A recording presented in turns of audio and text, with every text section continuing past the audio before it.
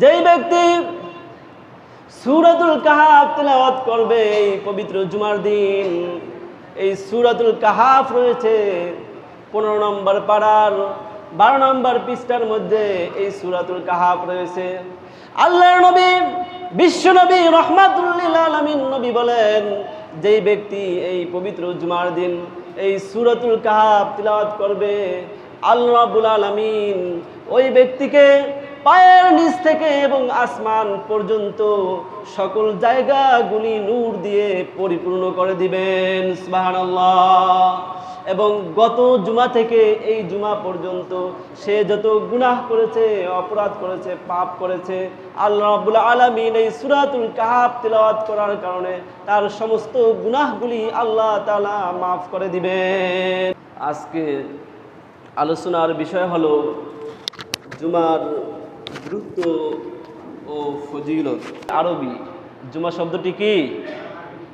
আরবি। এই জুমা শব্দের অর্থ হলো সমাবেশ, আর ইয়াউমুল জুমা অর্থ হলো সমাবেশের দিন। আর এই জুমার দিন অথবা সমাবেশের দিন আল্লাহ তাআলা কেন এই নাম রাখলেন? কোনো কোনো মুফাসসিরিন ইকরাম বলেন, এই দিনে হযরতে আদম আলাইহিস সালামকে সৃষ্টি করার জন্য বিভিন্ন জায়গা থেকে মাটি এনে এনে একত্রিত করা হয়েছিল। আবার কারো মতে হযরত আদম আলাইহিস সালাম এবং হাওয়া আলাইহিস সালাম যখন এই দুইজনকে আল্লাহ রাব্বুল আলামিন সৃষ্টি করলেন, তারপরে এই জুমার দিন এই আদম এবং হাওয়া আলাইহিস সালাম জান্নাতে একত্রিত হয়েছিলেন, সেই জন্য এই জুমা নাম রাখা হয়েছে। আবার কারো মতে যখন আল্লাহ রাব্বুল আলামিন এই হযরত আদম আলাইহিস সালাম এবং হাওয়া আলাইহিস সালামকে এই দুনিয়াতে পাঠিয়ে দেওয়ার পরে যেই দিন আরাফার ময়দানে তারা দুইজন একত্রিত হয়েছিলেন, মিলিত হয়েছিলেন, সেই দিনটি ছিল এই জুমার দিন। যেহেতু তারা এই দিনে মিলিত হয়েছেন, সেই জন্য এই দিনের নাম রাখা হয়েছে জুমার দিন।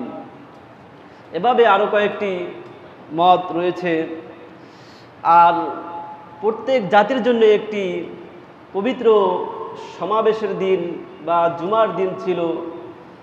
ইহুদিরা সেটি বাদ দিয়ে তারা গ্রহণ করেছে শনিবারকে, আর খ্রিস্টানরা তারা গ্রহণ করেছে রবিবারকে। কিন্তু মুসলমান এই জুমার দিনকেই বেছে নিয়েছেন সমাবেশের দিন হিসেবে। আর এটি খুবই একটি গুরুত্বপূর্ণ দিন। প্রত্যেকটি ক্ষেত্রেই আল্লাহ রাব্বুল আলামিন সৃষ্টি করার পরে কাউকে না কাউকে মনোনীত করেছেন, প্রদান করেছেন। যেমন আল্লাহ রাব্বুল আলামিন যখন ফেরেশতাদেরকে সৃষ্টি করলেন, তখন সকল ফেরেশতাদের মধ্য থেকে একজন ফেরেশতাকে প্রদান করলেন, তার নাম হলো হযরতে জিবরাইল আলাইহিস সালাম। তার নাম কি? তার নাম হলো হযরতে জিবরাইল আলাইহিস সালাম। তারপর আল্লাহ রাব্বুল আলামিন এই দুনিয়ার মধ্যে যত নবী রাসূল পাঠিয়েছেন, তার মধ্যেও একজন সবচাইতে শ্রেষ্ঠ নবী বানিয়েছেন। তার নাম কি? তার নাম কি? এই দুনিয়ার মধ্যে আল্লাহ রাব্বুল আলামিন লক্ষাধিক পয়গম্বর এই দুনিয়াতে পাঠিয়েছিলেন, তার মধ্যে একজন সর্বশ্রেষ্ঠ রাসূল, সর্বশ্রেষ্ঠ নবী পাঠিয়েছিলেন। তিনি হচ্ছেন নবীদের নবী, সর্বকালের সর্বযুগের সর্বশ্রেষ্ঠ নবী হযরত মুহাম্মদ মুস্তাফা সাল্লাল্লাহু আলাইহি ওয়াসাল্লাম। সুবহানাল্লাহ। তারপরে আল্লাহ রাব্বুল আলামিন যতগুলি মাস নির্ধারণ করেছেন, এই 12টি মাসের মধ্যে একটি মাস সবচাইতে শ্রেষ্ঠ বানিয়েছেন। সেই মাসটির নাম হলো রমজান মাস। সেই মাসটির নাম কি? সেই মাসের নাম হলো রমজান মাস। তারপরে আল্লাহ রাব্বুল আলামিন রাত্রি বানিয়েছেন, এই সকল রাত্রির মধ্যেও একটি রাত্রকে সবচাইতে সম্মানিত করেছেন। সেই রাত্রির নাম হলো কদরের রাত্রি। সেই রাত্রির নাম কি? লাইলাতুল কদরের রাত্রি। আল্লাহ রাব্বুল আলামিন এই দিনের মধ্যেও সবচাইতে সম্মানিত একটি দিন বানিয়েছেন। সেই দিনটি হলো আজকে এই পবিত্র জুমার দিন। জোরে বলি সুবহানাল্লাহ। আল্লাহ রাব্বুল আলামিন এভাবে প্রত্যেকটি জায়গায় একটি না একটি প্রধান বানিয়েছেন। আর দিনের মধ্যে আল্লাহ রাব্বুল আলামিন প্রধান সবচাইতে সম্মানিত দিন হিসেবে গ্রহণ করেছেন আজকে এই জুমার দিন। কিন্তু দেখা যায় আজকে আমাদের কাছে সেই জুমার দিনের কোনো মূল্য নাই, সেই জুমার দিনকে আমরা কোনো গুরুত্বই দেই না। আজকে এই জুমার দিনে আমরা দেখা যায় বিভিন্ন জেনা, ব্যভিচার, চুরি, ডাকাতি, যত রকমের অন্যায় অপরাধ রয়েছে সেগুলি করি। আর যারা নামাজ পড়ি এদের মধ্যেও দেখা যায় এই খুতবার আগ পর্যন্ত আমরা শুধু দুনিয়ার কাজের মধ্যে লিপ্ত থাকি, ঠিক কিনা? তারপরে নবী করিম সাল্লাল্লাহু আলাইহি ওয়াসাল্লাম বলেছেন এই জুমার দিন দুইটি সময় রয়েছে দোয়া কবুলের সময়। আল্লাহ রাব্বুল আলামিন লাইলাতুল কদর রাত্রিকে যেভাবে গোপন রেখেছেন, এই গুরুত্বপূর্ণ দোয়ার সময়টিও তিনি গোপন রেখেছেন। তবে কিছু দিক নির্দেশনা দিয়েছেন, কিছু ইশারা ইঙ্গিত করেছেন। হযরত শাহ ওলিউল্লাহ মুহাদ্দিসে দেহলভী রাহমাতুল্লাহি আলাইহি বলেন এই জুমার দিনে সবচাইতে গুরুত্বপূর্ণ দুইটি দোয়ার সময়ের মধ্যে একটি হলো ইমাম সাহেব যখন খুতবা দেওয়ার জন্য মিম্বারে ওঠে, এই মিম্বারে ওঠার পর থেকে নামাজ শেষ করা পর্যন্ত সবচাইতে গুরুত্বপূর্ণ দোয়ার সময়। তারপরে দ্বিতীয় নম্বরে যেই দোয়ার গুরুত্ব সময় রয়েছে সেটি হলো এই জুমার দিন আসর থেকে মাগরিব পর্যন্ত কোনো বান্দা যদি আল্লাহ রাব্বুল আলামিনের কাছে দোয়া করে, সেই দোয়া কবুল করে নেন আল্লাহ রাব্বুল আলামিন। সুবহানাল্লাহ। এভাবে এই জুমার দিন দুইটি গুরুত্বপূর্ণ সময় মানুষের দোয়া কবুল হয়, বান্দার দোয়া কবুল হয়। একটি হলো যখন খতিব সাহেব মেম্বারে উঠে খুতবা দেওয়ার জন্য, তখন থেকে নামাজ শেষ করা পর্যন্ত। তারপরে আরেকটি হলো আসর থেকে মাগরিব পর্যন্ত। এই দুইটি সময় আমরা যদি আল্লাহর কাছে দোয়া করতে পারি, আল্লাহর কাছে আমরা যা চাইব সব কিছু দিবেন কে? আল্লাহ রাব্বুল আলামিন সব কিছু আমাদেরকে দিবেন। এই জন্য এই দুইটি সময় আমাদের যত প্রয়োজন রয়েছে, যত হাজত রয়েছে আমরা আল্লাহ রাব্বুল আলামিনের কাছে চাইব। আর এই জুমার দিনে অনেক ফজিলত রয়েছে।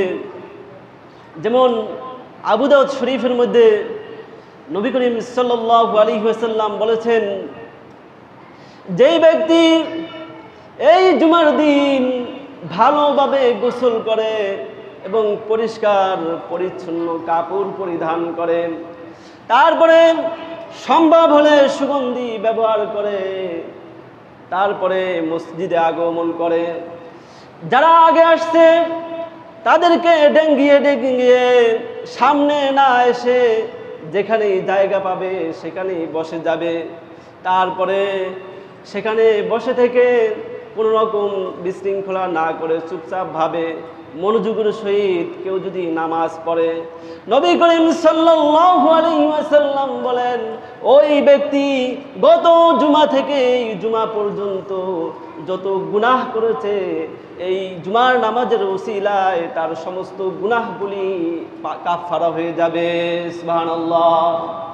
আমরা গত জুমা থেকে এই জুমা পর্যন্ত যত অন্যায় করেছি, অপরাধ করেছি, এই মসজিদে এসে যদি আজকের জুমা গুরুত্ব সহকারে মনোযোগ সহকারে আদায় করতে পারি, নবী বলেন এই গত এক সপ্তাহের সমস্ত গুনাহগুলি মাফ হয়ে যাবে। সুবহানাল্লাহ। তারপরে নবী করিম সাল্লাল্লাহু আলাইহি ওয়াসাল্লাম বুখারী শরীফের 900 ব্যক্তি এই জুমার মসজিদে সর্বপ্রথম এসে হাজির হয়, ওই ব্যক্তির আমল নামায় আল্লাহ রাব্বুল আলামিন একটি উট কুরবানি করার সওয়াব দান করে দেন। তারপরে যে ব্যক্তি 2 নম্বরে এই জুমার মসজিদে আগমন করবে, আল্লাহর নবী বিশ্ব নবী জনাবে মুহাম্মদুর রাসূলুল্লাহ সাল্লাল্লাহু আলাইহি ওয়াসাল্লাম বলেন, ওই ব্যক্তির আমল নামায় একটি গরু কুরবানি করার সওয়াব দান করে দেন।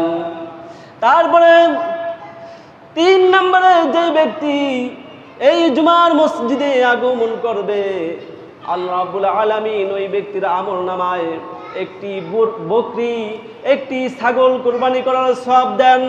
তারপরে 4 নম্বরে যেই ব্যক্তি এই জুমার মসজিদে আগমন করবে, আল্লাহ রাব্বুল আলামিন ওই ব্যক্তির আমল নামায় একটি মুরগি সদকা করার সওয়াব দান করেন।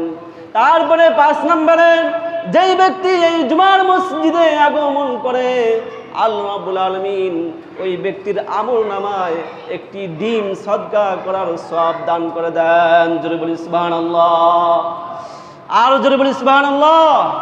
সুবহানাল্লাহ বলে কি পাপ হবে নাকি? এভাবে যে আগে আসবে তার এত মর্যাদা, এভাবে আস্তে আস্তে দেখা যায় ডিম পর্যন্ত ফেরেশতারা লেখে। তারপরে ফেরেশতারা চুপচাপ বসে যায় খুতবা শোনার জন্য।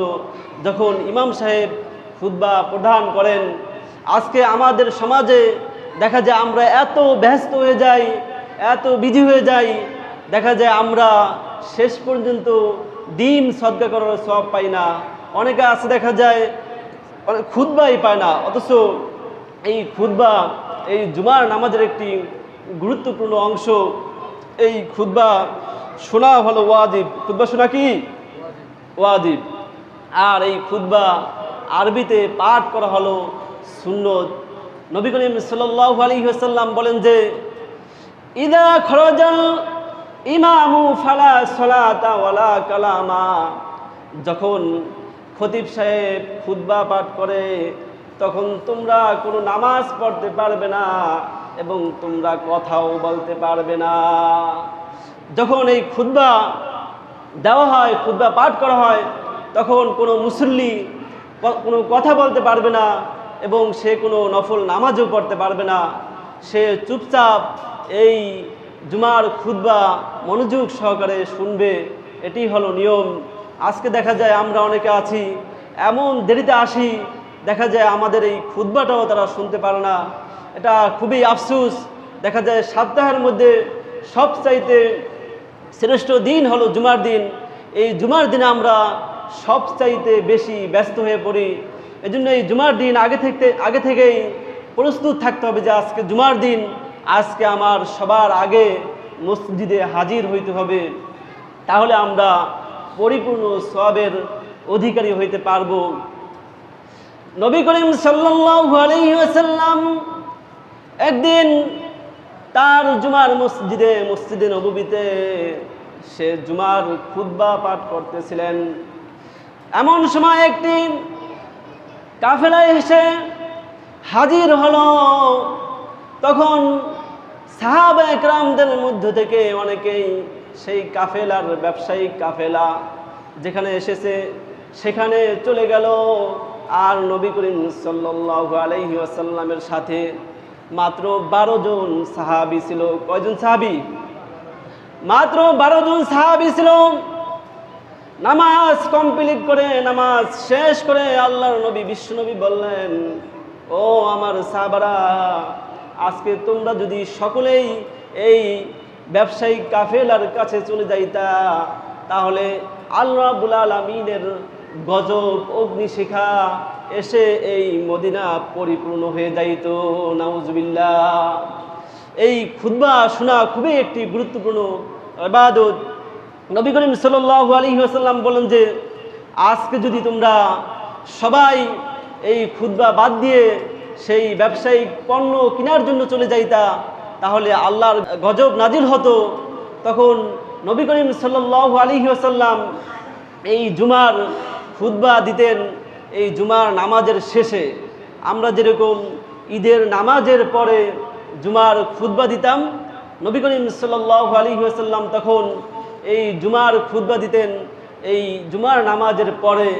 যখন সাহাবায়ে কেরাম রাদিয়াল্লাহু তাআলা আনহু এভাবে বেশিরভাগই সেই ব্যবসায়িক কাফেলার কাছে চলে গেল, তখন তিনি চিন্তা করলেন এভাবে যদি পরে এই জুমার খুতবা দেওয়া হয় তাহলে কোন সময় সকলেই চলে যায় আর আল্লাহর গজব নাজিল হয়ে যায়।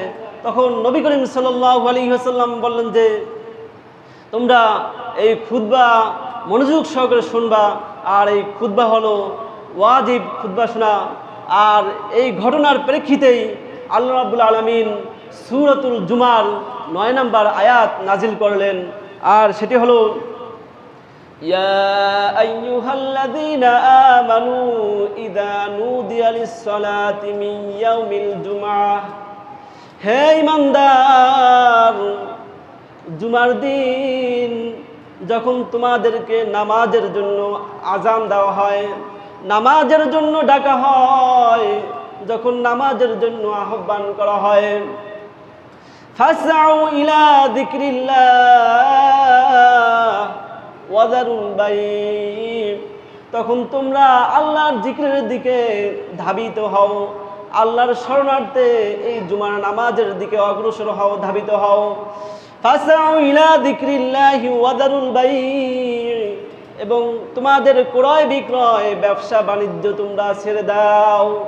আল্লাহ রাব্বুল আলামিন তখন আয়াত নাজিল করলেন যে যখন এই জুমার নামাজের সময় হয় তখন তোমাদের দুনিয়াবি সকল কাজ তোমরা ছেড়ে দাও, সকল কাজ পরিত্যাগ করে এই জুমার নামাজের জন্য তোমরা রওনা হয়ে যাও। আর এই ফাসাও শব্দের অর্থ হলো কয়েকটি, একটি হলো দৌড়ানো, আর একটি হলো ধাবিত হওয়া, অগ্রসর হওয়া, এভাবে কয়েকটি অর্থ রয়েছে। যাই হোক, এই আজান দেওয়ার সঙ্গে সঙ্গেই আমাদেরকে এই জুমার নামাজের জন্য রওনা দিতে হবে, আসতে হবে। আর এই জুমার নামাজটা খুবই গুরুত্বপূর্ণ একটি কাজ। নবী করিম সাল্লাল্লাহু আলাইহি ওয়াসাল্লাম এই জুমাকে অনেক বেশি গুরুত্ব দিয়েছেন। আর আগে আজান দেওয়া হতো একটি, আজান কয়টি হতো? কথা বলেন। একটি আজান হতো। আমরা এখন দেখা যায় 12:30টায় একটি আজান দেই, তারপরে আবার দেখা যায় এই খুতবা দেওয়ার আগে আরেকটি আজান দেই। আগে এই 12:30টায় যে আজান দেই এটি ছিল না নবীর যুগে, এবং হযরত আবু বকর ওমর রাদিয়াল্লাহু তাআলা আনহুর যুগেও এই আজানটি ছিল না। তারপরে যখন এই মুসলিম রাষ্ট্র বড় হলো তখন সাহাবায়ে কেরাম অনেক দূর থেকে আসতে লাগলো, এবং তারপরে দেখা যায় মুসলমানরা দুনিয়াবি কাজের ভিতরে বেশি ব্যস্ত হয়ে গেল। দেখা যায় অনেকে এই খুতবা পাইতো না বা দেরি করে আসতো। এই জন্য হযরত ওসমান রাদিয়াল্লাহু তাআলা আনহু তিনি পরামর্শ করে একটি সিদ্ধান্ত নিলেন যে এই জুমার দিন আজান হবে দুইটা। কয়টা? দুইটা। একটি হলো এই জুমার শুরুতে আজান এবং খুতবা দেওয়ার আগে আরেকটি আজান। তখন থেকে সকল সাহাবায়ে কেরাম এবং যত বড় বড় ইমাম রয়েছে সকলেই হযরত ওসমান রাদিয়াল্লাহু তাআলা আনহুর এই আজানকে মেনে নিলেন, এবং তারা সকলেই এই আজান অনুযায়ী তারা আমল করতে শুরু করলেন। যেহেতু সাহাবায়ে কেরামদের নীতি আদর্শ কাজ এটিও একটি হাদিস, সেহেতু অবশ্যই আমাদেরকে এটি মানতে হবে। নবী করিম সাল্লাল্লাহু আলাইহি ওয়াসাল্লাম বলেছেন, আলাইকুম বিসুন্নতি ওয়া সুন্নাতিল খুলাফাইর রাশিদিনাল মাহদিয়িন, তোমরা আমার সুন্নত এবং খুলাফায়ে রাশিদিন অর্থাৎ হযরত আবু বকর, ওমর, উসমান, হযরত আলী রাদিয়াল্লাহু তাআলা আনহুর নীতি আদর্শকে তোমরা আঁকড়ে ধরো। নবী করিম সাল্লাল্লাহু আলাইহি ওয়াসাল্লামের স্পষ্ট হাদিস রয়েছে যে তোমরা আমার সুন্নত, আমার আদর্শ এবং আমার পরে খোলাফায়ে রাশিদিন অর্থাৎ আবু বকর, ওমর, ওসমান, আলী রাদিয়াল্লাহু তাআলা আনহুদের আদর্শ, তাদের সুন্নতকে তোমরা আঁকড়ে ধরো। সেই হিসেবে এই আয়াত বাস্তবায়ন হবে। আমরা যেই প্রথম আজান দেই সেই আজানের সাথে সেই অনুযায়ী যখন প্রথম আজান দেওয়া হয় তখনই আমাদের দায়িত্ব হলো, আমাদের উচিত হলো এই মসজিদে আগমন করা এবং এই জুমার নামাজের জন্য চলে আসা। এজন্য আমরা সকলেই সবার আগে আগে মসজিদে আসার চেষ্টা করব। আর এই জুমার দিন কিছু আমল রয়েছে, সেগুলিও আমাদের করতে হবে।